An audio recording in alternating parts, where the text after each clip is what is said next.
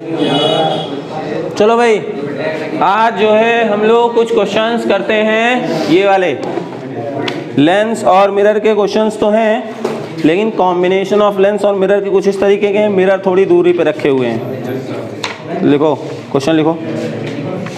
आवाज़ नहीं भाई।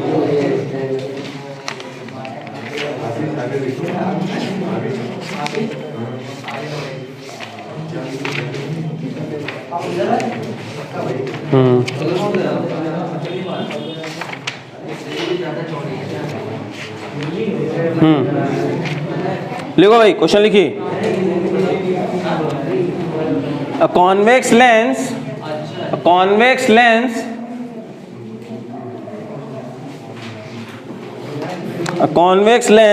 of focal length 20 centimeter,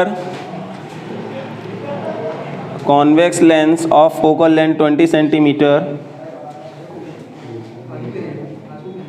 a convex lens of focal length 20 centimeter has a point object. A convex lens of focal length 20 centimeter has a point object on its principal axis. A convex lens of focal length 20 centimeter, has a point object on its principal axis at a distance of 40 centimeter from it. At a distance of 40 centimeter from it. Full stop. A plane mirror is formed. Plane mirror is placed, not formed. A plane mirror is placed 30 centimeter behind the convex lens. A plane mirror is placed 30 centimeter behind the convex lens. Full stop. Locate the position of image formed. Locate the position of image formed by this combination. ठीक है, ये question है, थोड़ा सा try करें।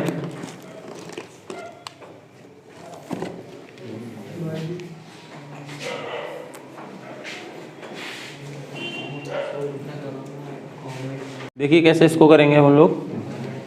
जैसे एक object रखा हुआ है, तो यहाँ से हम लोग लेंस फार्मूला लगाएंगे तो हमको फाइनली v मिल जाएगा जहाँ पे ये बन रहा होगा।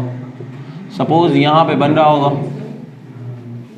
है ना, और रिफ्लेक्ट होकर के फिर से इसी जगह पे आ जाएगा, क्योंकि यहाँ से यहाँ तक तो क्या हुआ, रिफ्रैक्शन और फिर से रिफ्लेक्शन। तो फाइनल इमेज कहाँ बना, यहाँ पे बना है। तो बस हम पहले तो v निकालें कि हमारे लिए ऑब्जेक्ट की u की वैल्यू पता है। फोकल लेंथ कितनी दी है लेंस की, +20 सेंटीमीटर। तो बस f की वैल्यू +20, u की वैल्यू -40। तो v निकालना है, 1/f 1/v -1/u, 1/20 1/v -40 plus हो जाएगा, फिर इधर आएगा तो माइनस हो जाएगा। 1/20 -1/40 इज इक्वल टू 1/v, 40 - 20/40 × 20। तो v की वैल्यू +40। बोलो बात समझ में आ रही नहीं आ रही। जब ये v की वैल्यू +40 आई, मतलब यहाँ से डिस्टेंस ये 40 सेंटीमीटर गया, 30 तो ये था, ये कितना हुआ 10। और बेटा मिरर में, प्लेन मिरर में जितनी डिस्टेंस में इमेज होगी उतनी ही डिस्टेंस में ऑब्जेक्ट होगा। तो यानी प्लेन मिरर से कितना होगा, 10 सेंटीमीटर पे ये हमारा इमेज आई बन जाएगा। बोलो बात समझ में आया नहीं है, कोई डाउट है, नोट कर लो उसको, नोट कर लो। Next, next question. अब जैसे इसी जगह पे मैं कैसा करूं, कॉन्वेक्स लेंस लगा दूं, ठीक है ना। अब नेक्स्ट क्वेश्चन है, convex lens of focal length 20 centimetre, convex lens of focal length 20 centimetre is placed, convex lens of focal length 20 centimeter is placed coaxially with a convex mirror, a convex length of focal length 20 cm is placed coaxially with the convex mirror of radius of curvature 20 cm. Of radius of curvature 20 cm. Full stop. The two are kept 15 cm apart each other. They are kept 15 cm apart from each other. Full stop. A point object is placed 60 cm. A point object is placed. A convex lens of focal length 20 cm is placed coaxially with the convex mirror of radius of curvature 20 cm. Full stop. The two are kept 15 cm apart from each other. Full stop. A point object is placed 60 cm. A point object is placed 60 cm in front of the convex lens. In front of the convex lens. Full stop. Find the position of the image formed by this combination. Find the position of the image formed by this combination. ठीक है, तो जरा पहले तो figure बना लो, ठीक है ना, उसके बाद बात करते हैं। अब ध्यान सुनो, देखो कैसे होगा, इस क्वेश्चन को करते हैं। ध्यान सुनो, ये लेंस है कितने डिस्टेंस पे, 15 सेंटीमीटर ना, ये 60 है, फोकल लेंथ 20 है, ये ऑब्जेक्ट है। फॉर लेंस, लेंस के लिए काम करें तो u की वैल्यू -60, f की वैल्यू +20, v चाहिए तो 1/f 1/v -1/u, ठीक है, 1/20 1/v -60, इधर आया 1/20 -60 1/v, तो 60 - 20 डिवाइडेड बाई 20 इंटू 60 1/v, तो v = +30। अब जरा ध्यान से सुनना लड़के, +30 दे रहा है, मतलब कि ऑब्जेक्ट के लिए, इस लेंस के लिए, इस मिरर के लिए जो ऑब्जेक्ट की डिस्टेंस हो जाएगी वो कितनी हो जाएगी, u की +15 है ना, तो यहाँ से u की वैल्यू आ जाएगी u2 जो कि +15 सेंटीमीटर होगा। इसकी फोकल लेंथ कितनी है, गिवन है 10 फोकल लेंथ, तो f2 हो जाएगा +10 और v2 चाहिए, तो यानी 1/f2 = 1/v2 + 1/u2, mirror formula. तो यहाँ से कितना हो जाएगा 1/10 1/v2 +15, इधर आया 10 - 15 1/v2, 15 - 10 डिवाइडेड बाई 150 1/v2, तो v2 की वैल्यू +30, यानी जानते हो कैसे जाएगा ये, ठीक है। अब ये लाइट रेस क्या होंगी, ध्यान से सुनना। अब जा तो रही थी लाइट रेस, हल्का सा यहाँ पे ऐसे जाएंगी, ये ऐसे हो जाएंगी, सॉरी इधर इसको,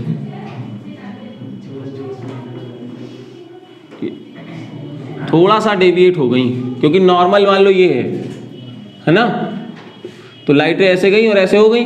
तो अब देखो ये लाइट रे कहाँ जाके मिल रही है, यहाँ पे मिल रही ना, बोलो नई बात समझ में आई, रे डायग्राम कैसे बना समझ में आया ना भाई। ये लाइट रे जा रही थी तो नॉर्मल अगर ये है तो ऐसे इधर थोड़ा सा डेविएट हो गई, ये ऐसे जा रही थी तो हल्का सा डेविएट हो गई। अब जब ये दोनों लाइट रेस को मिलाओगे तो कहाँ मिलेगा, जो कि 15 से भी दूर है, +30, ठीक है ना। कितने लोग समझ में नहीं आया वाला, आया ना, क्लियर है, नोट करो इसको।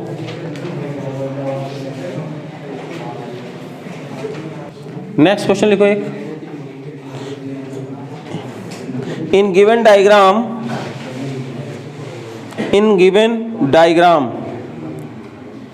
the direct image formed by lens bracket में f is equal to 10 centimetre, bracket close, of an object placed at O, bracket close, of an object placed at O, the direct image found by the lens, bracket में f is equal to 10 centimetre, bracket close, of an object placed at O and that formed after reflection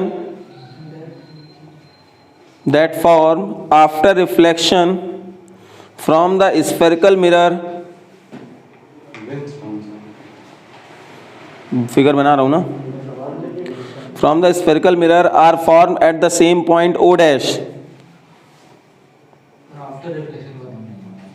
after reflection from the spherical mirror are formed at the same point O dash. What is the radius of curvature of the mirror?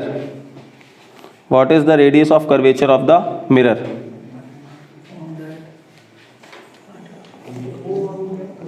What is the radius of curvature of the mirror? ठीक है, अब question जो है वो figure में बना देता हूं। पहले फिगर देखिए,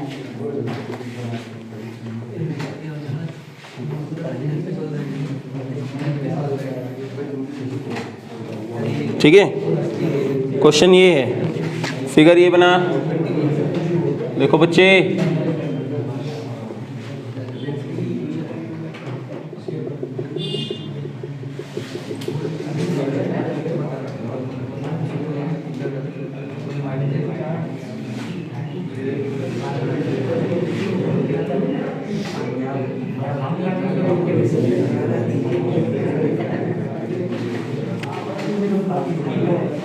ठीक है, ये गिवन है, ध्यान सुनो, ये हमारा फिगर गिवन है,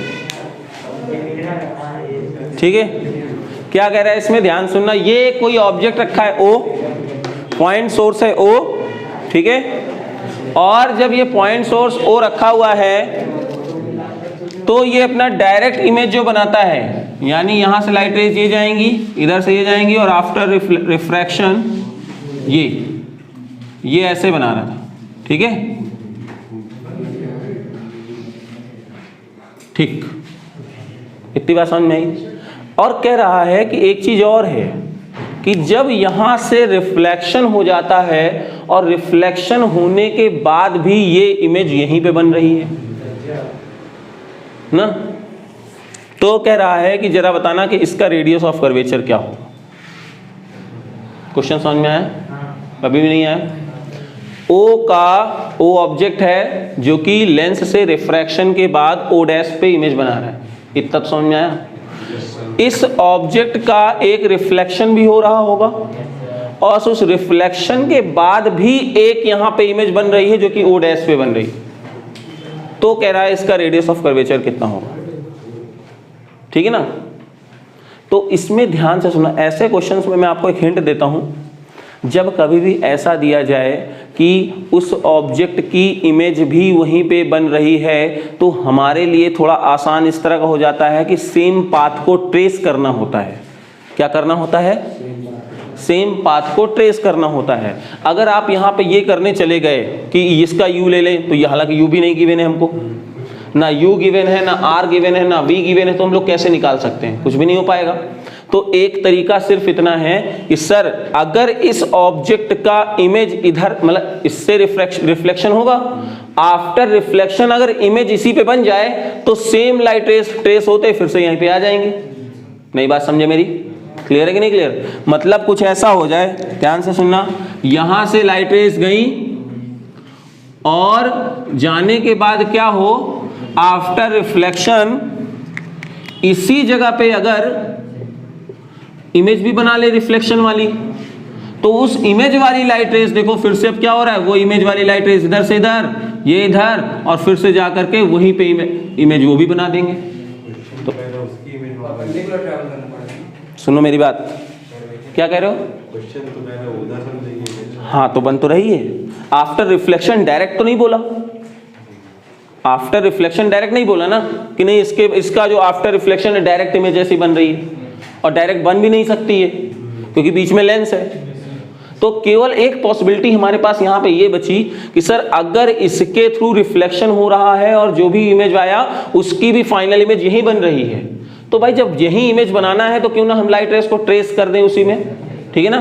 तो हमें क्या करना होगा इस क्वेश्चन में, सिर्फ और सिर्फ फोकल लेंथ गिवन है इसका, ठीक है ना, कितना गिवन है +10, u की वैल्यू x लेट कर लो, v की वैल्यू यहाँ पे 15 सेंटीमीटर ये गिवन है, ठीक है, u x लेट कर लो 15 सेंटीमीटर, v हमको गिवन है, तो बस जब v हमको गिवन है, f गिवन है, तो u आ जाएगा कि नहीं आ जाएगा, तो ये u हमको पता चल गया। और अब जरा ध्यान से सुनो, किसी मिरर के लिए, कॉनकेव मिरर के लिए ऑब्जेक्ट भी उसी पॉइंट में और इमेज भी उसी पॉइंट में, कब पॉसिबल है, जब रेडियस ऑफ कर्वेचर पे रखा होगा। तो यानी जो ये डिस्टेंस हो जाएगी वो इसकी क्या कहलाएगी, रेडियस ऑफ कर्वेचर हो जाएगी। कितने लोग समझ में नहीं आया, फिर से बताना है, फिर से बता दें, ध्यान से सुनो। क्वेश्चन में क्या कहा गया, इस ऑब्जेक्ट को अगर डायरेक्ट रिफ्रैक्शन करते हो तो o' पे इमेज मिलती है, इसी ऑब्जेक्ट का अगर कॉनकेव मिरर से रिफ्लेक्शन होता है और उसके बाद फिर से जो इमेज यहाँ मिलता है वो o' पे वो भी ट्रेस करते हुए मिल रहा है। तो यानी यहाँ से रिफ्लेक्शन हो कुछ इस तरीके से कि जो इसकी रिफ्लेक्शन की इमेज बने वो O पे अगर बन जाए तो हमारे लिए काम आसान हो जाएगा, o' पे फाइनल इमेज बन जाएगी। तो यानी ये कंफर्म है कि रिफ्लेक्शन कुछ ऐसा होना चाहिए कि O की इमेज O पे ही बन जाए, तो उसकी जो फाइनल इमेज जाएंगी रेड वाली वो इधर जाकर के इधर जाके मिल जाएंगी, है ना। तो अब बस हमने क्या किया कि ये फिगर हमारा क्लियर हो गया, f पता है, v पता है, तो ये x निकाल लो, और जब x आ जाएगा तो 50 से माइनस कर दोगे तो जो ये बची डिस्टेंस है ये आ जाएगी।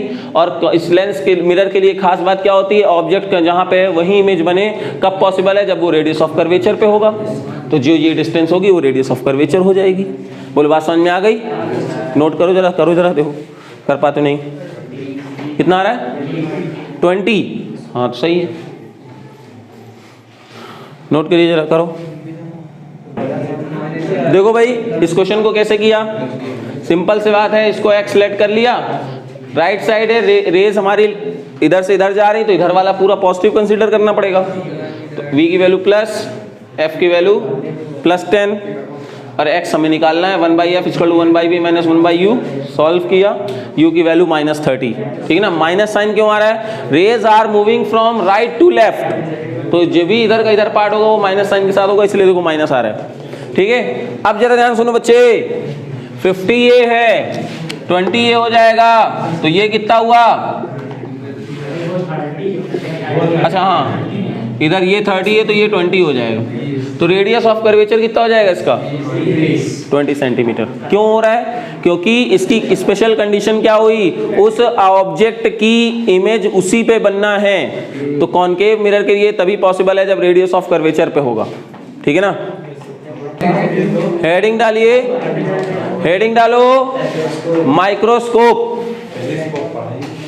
माइक्रोस्कोप डालो, पहले टेलीस्कोप पढ़ाओ इनको,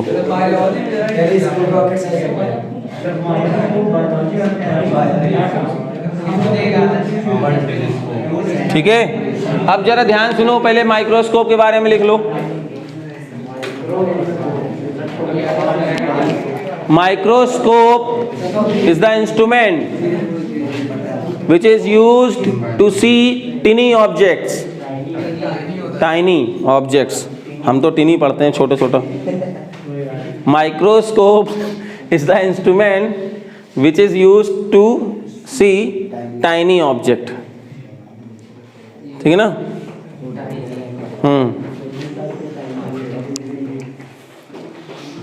There are basically two type of microscopes, दो तरीके के मेनली होते हैं, एक है सिंपल माइक्रोस्कोप, दूसरा है कंपाउंड माइक्रोस्कोप।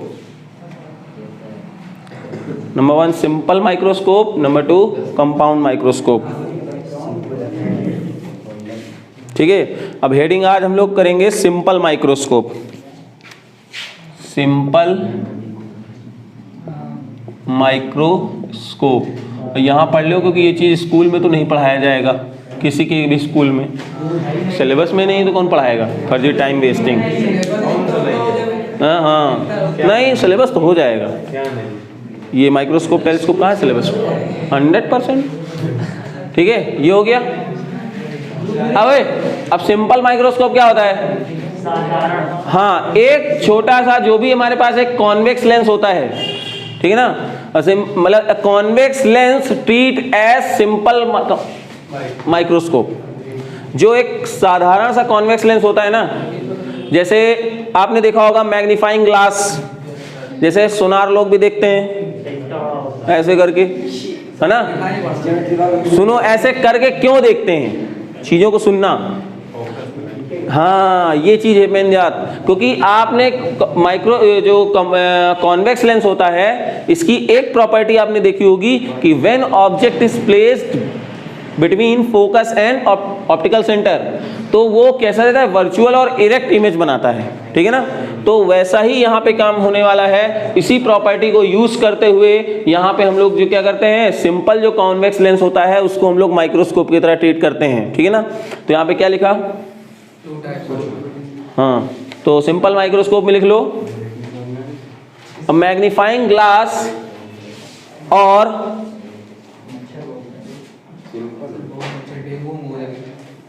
मैग्नीफाइंग ग्लास और a normal convex lens treat as simple microscope.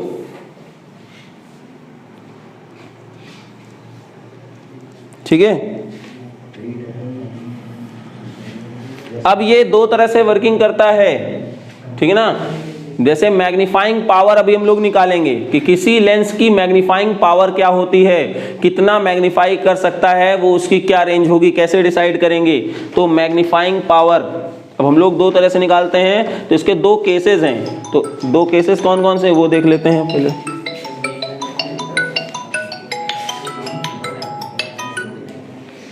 Coaching के टाइम पे फोन नहीं करना।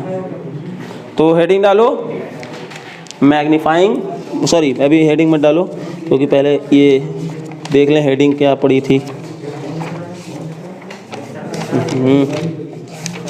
सांद्रो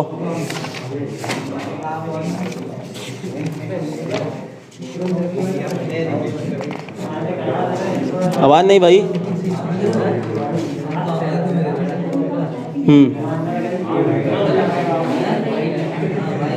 देखो वर्किंग प्रिंसिपल, हेडिंग क्या डालना है, हेडिंग डालिए working principle. Working principle, when the final image is form, working principle में डालो when the final image is form eight the least distance of distinct vision, final image is form at the least distance of distinct vision.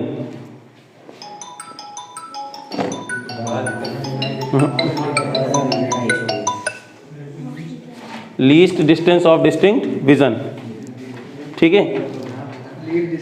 चलो तो अब ये होता क्या है, least distance of distinct vision, ये देखते हैं। पता है least distance of distinct vision क्या होता है, सबसे कम दूरी जहां पे रिलैक्स आई से जहां पे आप देख सकें वो मिनिमम डिस्टेंस, ठीक है ना, 25 सेंटीमीटर जनरली होता है। तो least distance of distinct vision जो कि होता है वो है आपके लिए, ध्यान से सुनना। अब अगर केस फर्स्ट आपको दे दिया गया तो इसकी इमेज रेट मतलब कैसे बनेगी, ध्यान सुनो। ये देखो लेंस है, ठीक है, ये इसका फोकस है,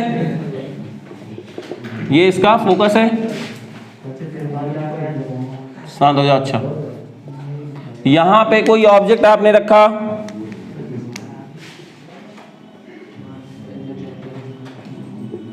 ठीक है, तो जिसकी ये फोकस इधर भी रहेगा, ये ऑप्टिकल सेंटर है। लाइट रेज यहां से गई, फोकस से गई, ऑप्टिकल सेंटर से गई, कहां पे जा रही है, ये देखो, ये ए डैश और बी डैश, ठीक है। ये आपका ऑब्जेक्ट रखा हुआ है ए बी, तो ये डिस्टेंस हो गया यू और ये डिस्टेंस हो गया आपका डी। कितना हो गया, क्यों, least distance of distinct vision में बनना है ना, वो डी होता है 25 सेंटीमीटर। तो यहां से ये रे डायग्राम आपने आप बना लिया। तो बोलो ये बात समझ में आई कि नहीं आई। और कहां से आप देख रहे हैं, ये देखो आपका आई है, यहीं से आप इसको देख रहे हैं, फील्ड ऑफ व्यू।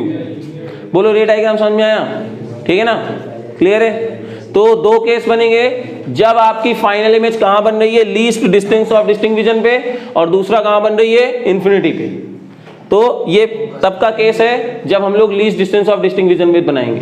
तो फिर से बनाना है। रे डायग्राम में क्या है, सिर्फ और सिर्फ एक ऑब्जेक्ट को AB को हम लोगों ने फोकस और ऑप्टिकल सेंटर के बीच में रखा, तो उसकी रे इमेज कहाँ बन रही है, इमेज उसकी वर्चुअल और इरेक्ट बन रही है, सेम साइड बन रही है। कहाँ पे बन रही है, हमने ऐसा यू सेट कर लिया कि जो कि बन रही कहाँ पे, least distance of distinct vision पे।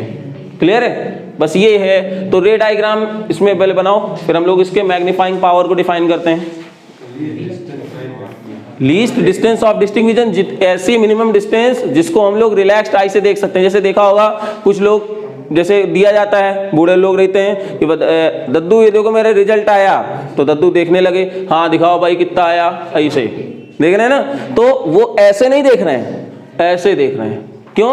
क्योंकि वो रिलैक्स्ड आई से देख रहे हैं, है ना। तो रिलैक्स्ड आई से एक सर्टेन डिस्टेंस में रखने पे क्या होगा, उनको वो इमेज दिख रही है।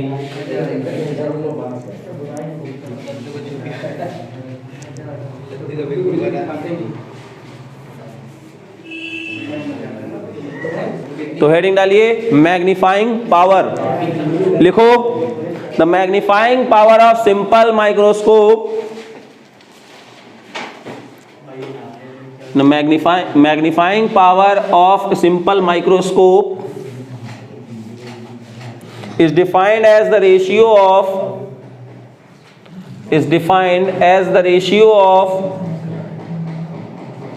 the angles subtended by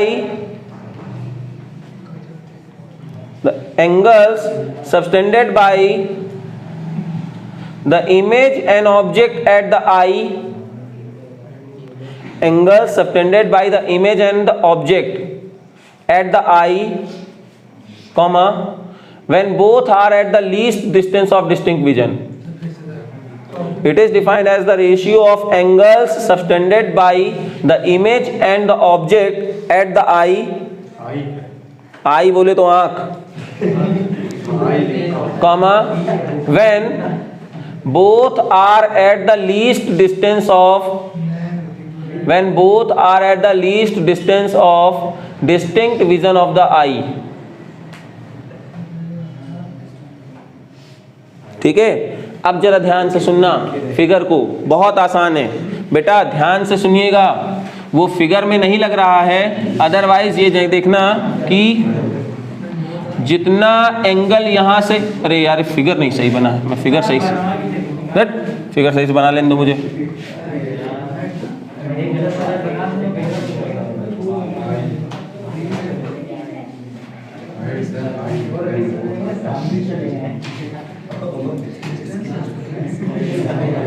ये देखो ओए,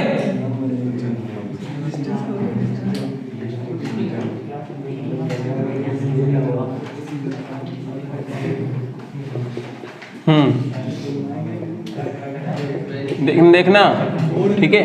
हाँ तो बेटा ध्यान सुनो, जब इमेज बी पे बन रहा है तो अब ध्यान सुनो, आप जो है लेंस के काफी क्लोज हैं कि नहीं, क्योंकि जब आप देखते हो तो देखने वाला सुनार क्या करते हैं, लेंस को ऐसे देख रहे हैं, एकदम देख रहे हैं ना, ठीक है। लेंस को ऊपर नीचे करते हैं, क्यों करते हैं, क्योंकि जो आपका ऑब्जेक्ट है उस लेंस की फोकल लेंथ के अंदर आ जाए और ऐसी डिस्टेंस में आए कि उनको जो है रिलैक्स आई से चीजें देखने को मिल जाए। बात समझ रहे हो ना, ठीक। तो उन्होंने क्या किया, लेंस को एडजस्ट किया और रिलैक्स आई से यहां पे देख रहे थे, ठीक है। तो क्या देख रहे हो, इमेज ने, अच्छा ये कह सकते हैं जो एंगल लेंस पे बनेंगे वही हमारी आई पे बन रहे हैं। तो इमेज ने जो एंगल बनाया है वो कितना एंगल बनाया है, आई पे बीटा मान लेते हैं, कितना, बीटा। और जब ये जो ऑब्जेक्ट ए बी रखा है, इसको अगर मैं यहां पे लेट कर लेता हूं, अगर इस ऑब्जेक्ट ए बी को यहीं पे लेट कर लिया तो इसने यहां से एंगल कितना बनाया, इसने एंगल अल्फा बना दिया, कितना, नई बात समझ में आई, क्योंकि आप डेफिनेशन पे जाइए। डेफिनेशन क्या कह रहा है, magnifying power is the ratio of angle subtended by the image and object, angle subtended by the image and object when both are placed at the least distance of distinct vision. तो देखो image जब था तो उसने कितना angle बनाया, beta, और object को अगर वहां रख करके एंगल बनाता हूं तो कितना बन रहा है, अल्फा। तो इन्हीं का रेशियो क्या कहला रहा है, मैग्नीफाइंग पावर। अगर ये स्मॉल एंगल्स हैं, for very small angles we can write also tan beta upon tan alpha. तो tan beta upon tan alpha, तो tan बीटा, अच्छा जो एंगल अब ये बनाएगा तो वही एंगल ये तो बना रहा है, बोलो यार। तो मैं यहां पे ट्रायंगल लिख सकता हूं, tan बीटा यहां पे कितना हो जाएगा, tan beta perpendicular upon base AB upon OB, ठीक है। तो यहां से आ गया AB अपॉन माइनस U, बोलो यार आया क्या, बोल भाई, ठीक है। अब अगेन tan अल्फा, अल्फा यहां से बन रहा है, तो AOB ट्रायंगल कंसीडर करेंगे। इसमें कौन सा ट्रायंगल कंसीडर किया था, AOB यहां पे था। अब यहां A डबल डैश लिख लो इसको, ठीक है ना। तो यहां पे triangle A double dash OB double dash. तो जब ये ट्रायंगल कंसीडर करोगे तो tan अल्फा की value A double dash B double dash upon OB double dash, ठीक है। तो ये कितना हो जाएगा, ये हो जाएगा AB2 माइनस D। बोलो बात समझ में आई नहीं आई, क्लियर है, ठीक। तो अब जब वैल्यू पुट करेंगे इक्वेशन फर्स्ट में, ये इक्वेशन फर्स्ट है, तो m इज इक्वल टू क्या हो जाएगा, AB upon minus U AB minus D। तो माइनस से माइनस, AB से AB, m की value D by U। But problem क्या आ गई सर, मैग्नीफाइंग पावर जो है वो पोजीशन पे डिपेंड नहीं होनी चाहिए थी, उसको तो केवल फोकस पे काम करना चाहिए था। तो U को हमें क्या करना है, एलिमिनेट करना है। U को क्या करना है, एलिमिनेट करना है बाय यूजिंग लेंस फॉर्मूला, ठीक है। क्यों एलिमिनेट करना है, ध्यान सुनना। अच्छा ये बताओ, मैग्नीफाइंग पावर किसकी है, लेंस की होती है ना। तो लेंस की कैरेक्टरिस्टिक्स पे डिपेंड करना चाहिए। भाई हर U के लिए अगर मैग्नीफाइंग अलग हो जाएगी तो इसकी कैरेक्टरिस्टिक्स कहाँ रह गई। तो इसीलिए हम लोग चाहते हैं कि U पे डिपेंडेंसी ना रहे। तो U तो अननोन है, तो U को हमें हटाना है। तो U को कैसे हटाएंगे, ध्यान से सुनना। U is equal to minus UE, ठीक है ना। V is equal to minus D, और F क्या हो जाएगा, FE तो रहेगा ही रहेगा, FE तो फोकल लेंथ है ही है। By lens formula, by lens formula क्या हो जाएगा, 1 बाई FE मतलब 1 by V minus 1 by U। Put the value of, देखो लड़के क्या होने वाला है, minus D minus minus plus UE। अब यहां से D का मल्टीप्लाई कर दो, ऑन बाई मल्टीप्लाइंग D,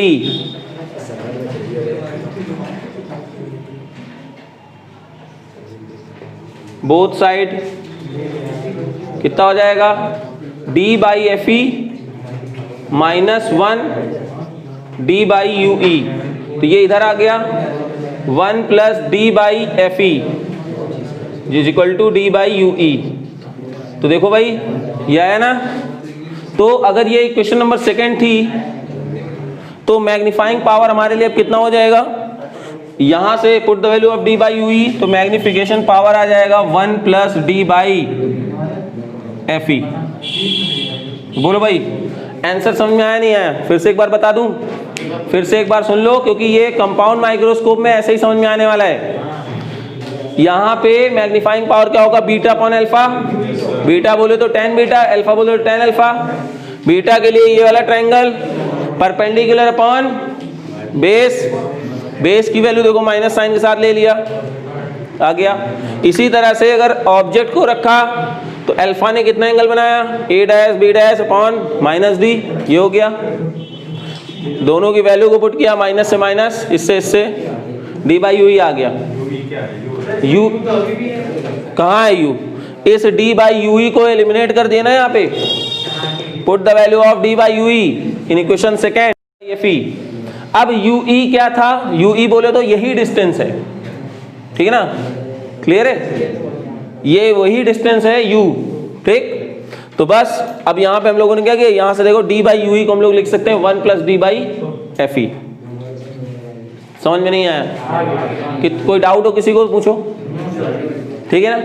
तो ये कब के लिए है, ये जब आप least distance of distinct vision में हमारा इमेज बनेगा। और दूसरा केस कब आ जाएगा, जब हमारे लिए इमेज इन्फिनिटी पे बनेगा, ठीक है ना। तो इन्फिनिटी पे बनेगा तो उसके लिए भी हम लोग देखेंगे, पहले इसको नोट कर लो। और केस नहीं? हाँ दूसरा केस है ना इसका, हाँ नहीं बस 2 ही केस है। तो आज के लिए इसको इतना ही रखेंगे, बाकी नेक्स्ट क्लास कर और कंपाउंड माइक्रोस्कोप पूरा कल खत्म हो जाएगा थ्योरी, ठीक है ना। कल थ्योरी पूरी खत्म हो जाएगी।